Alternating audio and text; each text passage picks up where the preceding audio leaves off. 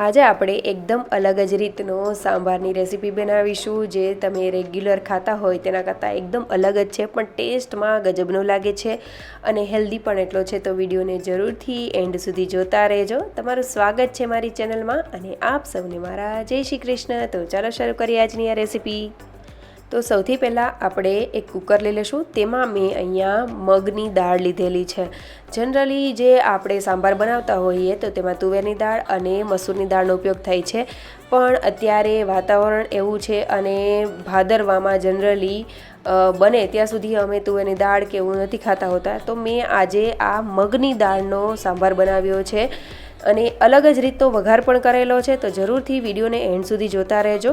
હવે મેં અહીંયા 3 મુઠ્ઠી જેટલી મગની ફોતરા વગરની દાળ લીધેલી છે. મગની દાળને સરસ એવી પહેલાં ધોઈ લેશું 2-3 પાણીએથી અને ત્યારબાદ તેમાં આપણે પર્યાપ્ત પાણી એડ કરી દેશું. તો મેં અહીંયા 1 થી 1.5 ગ્લાસ જેવું પાણી એડ કરેલું છે. હવે તેમાં હળદર અને સ્વાદ પ્રમાણે મીઠું અને થોડું એવું તેલ એડ કરીશું જેથી કરીને તે ઉભરાય નહીં. હવે તેને આપણે સરસ એવી રીતે બાફી લેશું.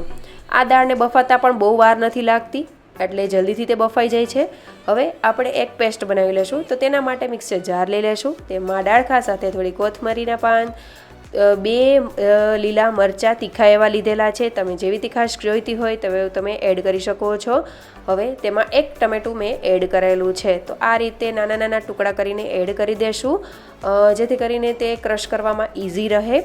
તો આ રીતે આપણે તેને એડ કરીને મિક્સર જારને આપણે ઢાંકી દેશું અને બહુ સરસ એવી એકદમ ફાઇન એવી પેસ્ટ તૈયાર કરી લેવાની છે. તમે જોઈ શકો છો આ રીતની આપણે પેસ્ટ બનીને તૈયાર થઈ ગઈ છે. તો આ સાંભારનો કલર થોડો એવો તમને ચેન્જ લાગશે, પણ આ રીતે જો તમે પેસ્ટ બનાવીને આમાં એડ કરશો ને તો ખાવાની ખૂબ જ મજા આવશે. અને આ સાંભાર બનાવવામાં એક રીઝન એ પણ છે કે જે લોકોને તુવેરની દાળ કે મસૂરની દાળથી પેટમાં ગેસ થતો હોય કે ન ફાવતી હોય, તેના હેલ્થ માટે ન સારી રહેતી હોય, તો તમે આ ઓપ્શન જરૂરથી ટ્રાય કરજો. બહુ હેલ્ધી પણ છે અને ટેસ્ટી પણ એટલો સાંભાર લાગે છે.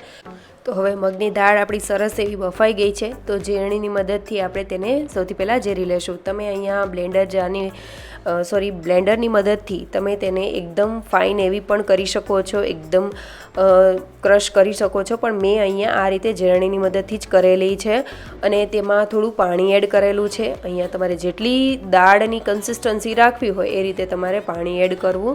અને જે આપણે મિક્સર જારમાં ટામેટાં, કોથમરી અને મરચાંની જે પેસ્ટ બનાવેલી છે તે પણ એડ કરી દેશું અને આ રીતે ફરીથી ઝેરણીની મદદથી આ રીતે તેને મિક્સ કરી લેશું.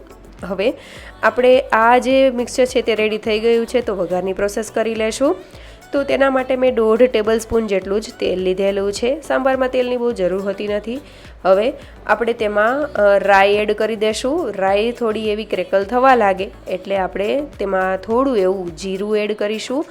અને આ જે રેસીપી છે, આ જે વઘારની અને એ બધી ટ્રીક છે તે મેં મારા બાજુવાળા આંટી છે માલતીબેન તેની પાસેથી શીખેલી છે, કારણ કે મારી દીકરીને આ રીતે બનાવેલો સાંભાર બહુ ભાવેલો છે અને એ લોકો જૈન છે એટલે આજે મેં આમાં ડુંગળી કે એનો કોઈ ઉપયોગ જ નથી કરેલો અને એ રીતે જ બનાવેલો છે જે રીતે એમણે મને શીખવાડેલું છે.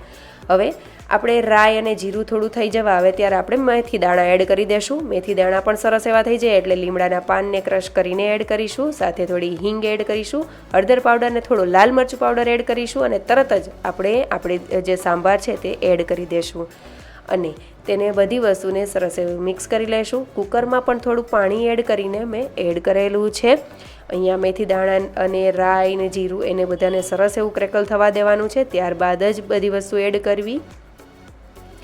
તેનો ટેસ્ટ બહુ સરસ એવો આવશે. જનરલી આપણે મેથી દાણાનો તો ઉપયોગ કરતા હોઈએ છીએ, પણ આજે આપણે જે રેસીપી બનાવેલી છે મેં એમાં કોઈ પણ જાતનું એવું મતલબ કે બટાકા કે ડુંગળી કે એવું કંઈ ઉપયોગ નથી કરેલો. તો જે લોકો જૈન છે, જે લોકો સ્વામિનારાયણ છે, તો તે લોકો પણ આ રીતની રેસીપી ટ્રાય કરી શકે છે.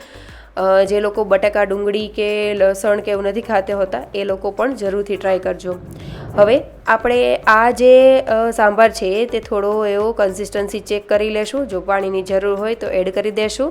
ત્યારબાદ 2 મેં મસાલા એડ કરેલા છે. તેમાં મેં ગરમ મસાલા પાવડર અને સાંભાર મસાલો બંને મિક્સ કરેલા છે અને તેને મેં ગરમ મસાલો થોડોક ઓછો અને સાંભાર મસાલો થોડો વધારે એ રીતે એડ કરેલા છે. તમે કોઈ પણ બ્રાન્ડના લઈ શકો છો, સારી એવી બ્રાન્ડના. હવે તેમાં ખટાશ માટે મેં લીંબુનો જ ઉપયોગ કરેલો છે અને મને સાંભાર મસાલો થોડો ઓછો લાગતો હતો એટલે મેં ફરીથી એડ કરેલો છે. જનરલી આપણે એવું હોય કે જ્યારે સાંભાર બનાવીએ તો તેમાં કેવું હોય કે આંબલીનો ઉપયોગ થતો હોય છે, પણ આમાં લીંબુનો ઉપયોગ મેં કરેલો છે અને ઉપર જે ઝાગ બનેલી હતી, જે દાળના જે હોય છે તે મેં કાઢી લીધેલી છે. અને અહીંયા ગળપણ જો તમને ભાવતી હોય તો તમે એડ કરી શકો છો. મેં નથી કરેલી એડ. હવે ઉપરથી મને થોડો એવો કલરમાં અને થોડી તીખાશ ઓછી લાગતી હતી એટલે મેં લાલ મરચું પાવડર એડ કરેલું છે. જો તમે લીલા મરચાંનો અને આગળ જે વઘારમાં આપણે લાલ મરચું પાવડર એડ કરેલું છે, બધી વસ્તુ સરસ હોય તો તમારે એડ કરવાની જરૂર નથી. અને જે સાંભાર છે એને સારી રીતે આપણે બોઇલ કરી લેશું. મેં ચાખી પણ લીધેલો છે, બધી વસ્તુ પરફેક્ટ છે. સ્વાદ પ્રમાણે મીઠું પણ એડ કરી દીધેલું હતું. તો બધી વસ્તુ પરફેક્ટ થઈ ગઈ છે અને બોઇલ પણ સરસ એવું થઈ ગયું છે. તો હવે આપણે તેને સર્વ કરી લેશું. તો સૌથી પહેલાં આ આપણે ઇડલી જોઈ લેશું. તો તમે જોઈ શકો છો કેટલી સ્પોન્જી અને કેટલી સોફ્ટ એવી આ ઇડલી બની છે. આ ઇડલીની રેસિપી મેં અગાઉ પણ આપેલી છે અને અલગ રીતે પણ સાંભાર ઘણી રીતે બનાવીને બતાવેલા છે. તો તમે જરૂરથી મારી ચેનલ પર જઈને વિઝિટ કરી શકો છો સાંભાર અને ચટણીની રેસિપી માટે. અને સૌથી પહેલાં આપણે સાંભાર એડ કરી દઈશું. અહીંયા સાંભારની કન્સિસ્ટન્સી તમે તમારી રીતે પતલી કે ઘાટી રાખી શકો છો. સાંભાર એડ કરી દીધા પછી આપણે તેમાં ઇડલી રાખી દઈશું અને ઉપરથી ધાણા ભાજીને સ્પ્રિંકલ કરી દઈશું. અને સાથે ટોપરાની ચટણી આપણે જે નાળિયેરની અને એની મરચાં દાળિયાની ચટણી હોય છે તે મેં સર્વ કરેલી છે. તો તૈયાર છે આપણો સાંભાર. તમે જોયું ને, આજે આપણે એકદમ અલગ જ રીતે સાંભાર બનાવેલો છે. બહુ સિમ્પલ છે, ફટાફટ બની જાય છે. બાળકોને ગમે ત્યારે ખાવો હોય ને તમે તેમને બનાવીને આપી શકો છો. અને જો તમારી પાસે ઇડલીનું બેટર ન હોય તો તમે રવાની પણ ઇડલી કરીને પણ હેલ્ધી ઓપ્શન આ બનાવી શકો છો. તો જરૂરથી આ રેસીપી ટ્રાય કરજો. અને આજની તમને મારી આ રેસીપી અને આ નવો કન્સેપ્ટ કેવો લાગ્યો એ મને કમેન્ટ કરીને જરૂરથી જણાવજો. અને લાઇક, શેર અને સબસ્ક્રાઈબ કરવાનું ભૂલતા નહીં. Thank you for watching.